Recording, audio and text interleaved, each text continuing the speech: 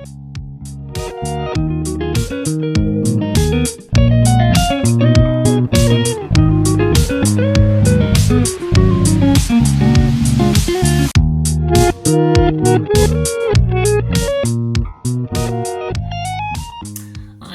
back to my film and TV channel. We're going over to Netflix today for 8 episodes, about between 40 and 55 minutes to vary, as is the case these days. We've got a crime drama called The Waterfront, created by Kevin Williamson. Yeah, he's done some okay stuff. This premiered on Netflix on June the 19th. I'm doing this review on June the 22nd, so I watched it probably over a couple of days, mornings and afternoons and evenings and bits and bobs. And yeah, 8 episodes is fine. They find enough to put into it. We're not overly bored at any time as far as what's going on the screen is concerned.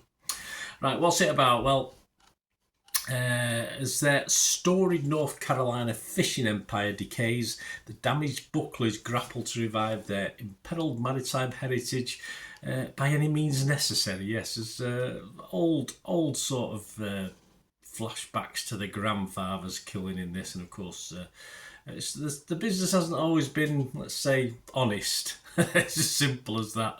This stars Holt McCallney, Mario Bello, Melissa Benoist, Jake Weary, Rafael El Silva, Humbly Gonzalez, Daniel Campbell, Brady Hepner, also Michael Gaston, Gerardo Calasco, Topher Grace, we'll talk about him a little bit more later, Andrew Cole and Dave Annable. Some very graphic scenes early doors, so you get some taste for what might be happening periodically or spasmodically. Is that the word that we can use for this series? There's some interesting characters, not many that were very likeable, 1 or 2 perhaps, and the so-called good guys were not particularly good guys, but we're supposed to sort of like them, aren't we? Although we don't have to. A painful possible affair boils and simmers in the background, but some good dysfunctional family action, if a little formulaic, of course. Good fun, pacing was good, if you like that sort of soapy style. And I always love a series when I don't particularly like the main protagonist. It has to keep things fresh for me to make me keep watching or care about watching. And on that, it did an okay job, despite, for me, as I said, some not overly convincing main players. Aranid Tanubu from Variety magazine give this an 80, liked it a lot, said overall The Waterfront is the Netflix equivalent of a beach read, but it's highly entertaining. The series boasts all the good bone structure of a traditional family drama with threads of criminality, infidelity, lies, drugs and everything in between woven throughout each episode. Yes, it's trashy soap time for this one. Lucy Manga from The Guardian, not as enthused, but I like Lucy's opinions usually, and I sort of agree with her on this one as well. She scored it 60. She said it's escapist summer nonsense.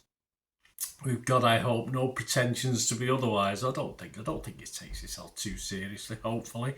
Probably does in parts. Dive into the adult creek and wallow in nostalgia as the waves of absurdity sweep towards shore. Yes, well said, Lucy. I think she's spot on. This is no edge of the seat game changer. It's not even a Yellowstone. It's not even an Ozark, but it has its place, I suppose, in the modern world. The sort of good guys, father and son, Harlan and Kane, immediately for me, both annoying, fairly weak male leads as far as good guys are concerned, as far as the characters are concerned, playing bad. It would have been nice, I thought, initially, as I was watching this, for the matriarch, Isabel or Belle, to be more hands-on, though by the end of the series, perhaps I'm getting my wish with that, and the makers have realised they missed a trick, perhaps not putting them front and centre in series 1. But the actors themselves do a good enough job, though it's hard to imagine how the characters and these male characters have been running any sort of business up until this point in time. It's a big question to ask. The bad guy, yes, Daniel Feinberg scored this 30 out of 100. He's from the Hollywood Reporter, and he sort of emphasised the bad guy. He said the arrival of Topher Grace, as he's never quite been utilised before, doesn't quite save Kevin Williamson's latest attempt to launder semi-autobiographical details through slick genre contrivance. Yeah, the actor, I think he did a good enough job. I thought the character just wasn't particularly scary for me. Yes, he was a loose cannon. Yes, he was psychotic. But he just felt a little bit silly at times. And by the end, I got a little bit bored with him, which makes even a decent jellyfish encounter lack a little bit of something. So perhaps a tweak to his style or his presentation, or perhaps a different actor. Perhaps Topher wasn't the right guy for this. I'm not too sure. But as a nutter and someone I couldn't really get involved with, yeah, there's been a lot worse about and a lot better being worse than this, and yeah, he was reasonably weak for me as the bad guy. Boring question mark? Well, the Kane Jenner dynamic is just cheesy, formulaic, one for the boring plot pile. So predictable from literally episode 1, but we all knew where that was heading. So there was one or two little plot lines, subplots that just a bit boring. But it was a steady cast overall. There were a handful of weaknesses. I'm not going to name names, you'll know that when you watch it. But on the positive scale, I thought Brie Melissa Benoist is my standout, although very much a lesser role. I thought she did very, very well. And Danielle Campbell as Peyton Buckley, I think should have been utilised more as well. I wanted to see more. Perhaps we'll see more if there is a season 2. There's no guarantee of that, of course. And the murders and tortures are reasonably shocking, and the best thing about this, sadly the rest of the stuff doesn't quite match up to it. There's a couple of silly gunfights towards the end that just a bit pointless. You know, one bloke gets the upper hand, then another, and something else after that. It just gets a bit contrived and boring. It's an okay afternoon watch this, don't get me wrong. You can happily doze off or even check your phone without missing too much, so that's alright. If you don't, you know, it's not a Saturday night 9 o'clock, couple of beers, you know, and you take away. It's not one of those. It's just sort of an afternoon throwaway watch, which I like sometimes to sort of, while I'm doing other things, I can have it on as background. And as I said, there's no new series 2 planned yet. Right, what are others thinking? I'll give you my score in a moment. Rotten Tomatoes, 64% approval, so that's okay. 22 critics, 14 were fresh, and just 8 rotten, so quite a chunk of rotten.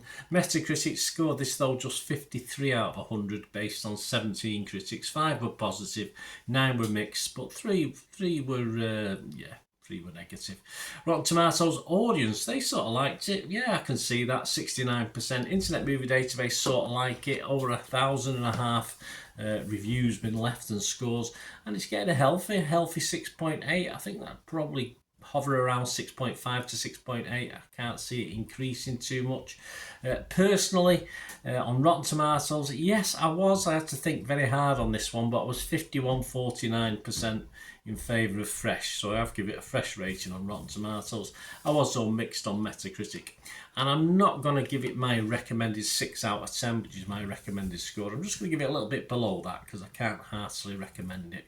There's too many problems in this for me, but as I said, for me personally, it was an okay throwaway watch. I'll give it a 5.5 out of 10, which is my score. Right, let us know your thoughts, guys. It's great to have your opinions as ever on this or anything to do with film and TV, guys. Please give us, get in touch with me. We can have a chat about film and TV. It'd be wonderful to do that. And yeah, if you do like what I try and do on the channel, like my style, how I do things, if you like it, you can help support me as well. And you're just pushing those buttons, pushing the like button, subscribe, etc. But there are a couple of other ways as well, so just keep watching and listening. Please to help me out, guys. If you watch the ads, if the ads on this YouTube ads, that helps in a very little way, but it all helps. It all, watch the pennies and pounds look after themselves, they say, don't they? Or the pennies or the 10p's look after themselves. But if you watch the ads or follow the links on the ads as well, that's always a nice way to support the channel. If you sort of hang on for it, I've done that. I watched other people's and followed the ads, something I fancied, which does happen from time to time. Of course, you can support me by pushing that subscribe button as mentioned earlier, and that of course pressing the button so you know when these vlogs are coming out. And of course I'm always interested in your opinions, and of course if you can give us a like, that'd be wonderful as well. So thanks for watching, guys. Hopefully I'll join you very, very soon with something else. Until we meet again, I'll never ask one thing, don't I? Please stay safe, everyone. Bye for now.